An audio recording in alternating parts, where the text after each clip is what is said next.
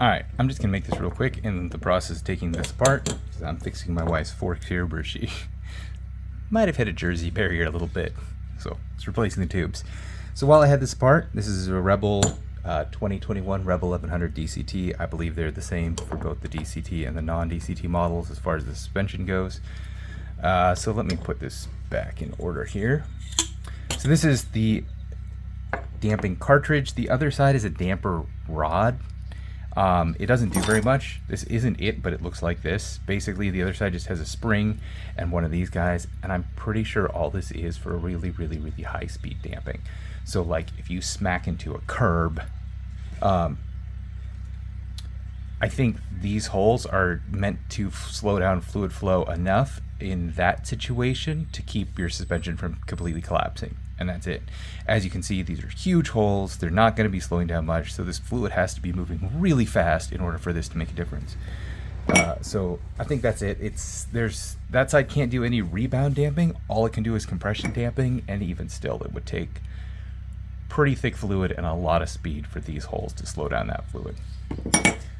So that side, put it back together pretty much as it came apart, unless you're doing massive changes. I just slapped it back together, and there's nothing fancy inside, even if you're not. So I often just use engine oil in cruiser forks. I make sure that I get the viscosity I want. Other than that, it works fine. And engine oil is available. Good quality synthetic engine oil is available in a lot of different viscosities. But even if you're using fork oil and you want something very specific, on this side that has the damper cartridge, on the other side that's just the damper rod, it really doesn't matter. You can just throw in whatever you want. So keep that in mind. You know, something near the right viscosity of whatever you're aiming for.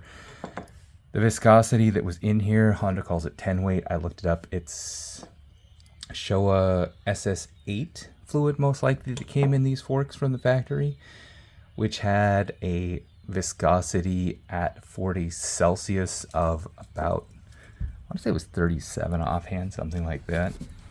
This stuff has a viscosity of 65, so we're not quite doubling, but pretty close, doubling the viscosity of the fluid in here, because this thing was really lacking on rebound damping. When you push it down and let it pop back up, it was going, you know, and you really want it to come back up and stop, or maybe have just a little bit of bounce at the top. It's still bouncing pretty good. So the other option for fixing that is redoing shim stacks, and I've done that on other Honda bikes. So this actually came apart like this. Spring goes here, washer. This washer sits on top, and then this whole assembly goes like that. So this whole spring slides over this shaft, followed by the washer, the spacer, this guy, and then this screws on. This is the top cap adjuster. At the bottom, this guy goes on to kind of center it, and the bolt goes up the bottom of the fork leg from there. So this guy, I've already taken this apart, obviously, but the way this works is this is the compression piston that goes inside. This thing's real tight. I assume it's because it didn't have a ton of mileage on it. This is the rebound piston that goes in after it. And this little guy right here is the clip that holds everything into place. So you push these in once you're all done modifying it, if you're going to, however you will. I actually don't think I'm going to, but you can see there's a little, I don't know if you can see that or not. There's a little ring right inside that this clip sets against. So you push both pistons in. This guy goes in like that. You push the clip in, holds it all into place, whatnot. So the way these work with the rebound, this is the rebound piston, like I said. So this is basically a one-way valve right here. So it can let fluid backflow real easily. If you notice, it just kind of, it's the same sort of shims, but it's a really lightweight sprung deal. So this basically works like a one-way valve as far as allowing fluid through. The shim stack right here, in order for fluid, for the rebound damping to happen, it has to get past these shims. So it's flowing through, And that is what is controlling right there what your rebound damping is. That combined with the fluid viscosity, obviously. So it's having to push those shims out and deflect them around away to get the rebound damping to happen. I've played with shim stacks on Hondas of this type with this sort of cruiser suspension, and usually to get enough rebound damping, you gotta do some crazy things if you're just playing with shim stacks. So I found the easiest way is to increase the oil viscosity. This guy is a little bit different than the standard, usually Honda pistons, compression pistons, which is what this is. So it's doing the damping when this whole assembly compresses. So usually they look more like this guy. This is pretty abbreviated one from some other stuff I've seen, but whatever. Same sort of thing. This side is basically the relief valve to let fluid backflow.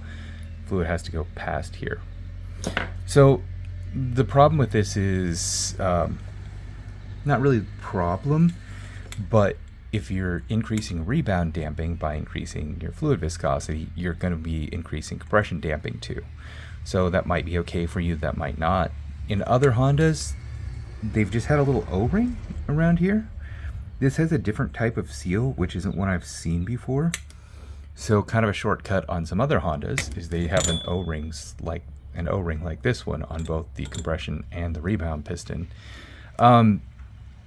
So when I've tried to really crank up the fluid viscosity, sometimes in other Hondas I've just removed the O-ring around the compression piston so that I don't really crank up the compression damping, so it doesn't take bumps really hard when I'm trying to get more rebound damping by increasing fluid viscosity. In this case, I don't think I'm going to mess with that seal. It wasn't that huge, and we are increasing the viscosity quite a bit, but not a huge amount. I'm not going to mess with the spring since it actually worked pretty well for my wife, who's about 145, 150 pounds. So yeah, I've already replaced the tubes on this one. The other one's back together. So I'm going to just reassemble all this, make sure everything's well looped up, fill it with the appropriate amount of oil, and then put it all back together and take it for a test drive. And there you go. Hope this was educational or at least somewhat entertaining. Thanks for watching. Bye.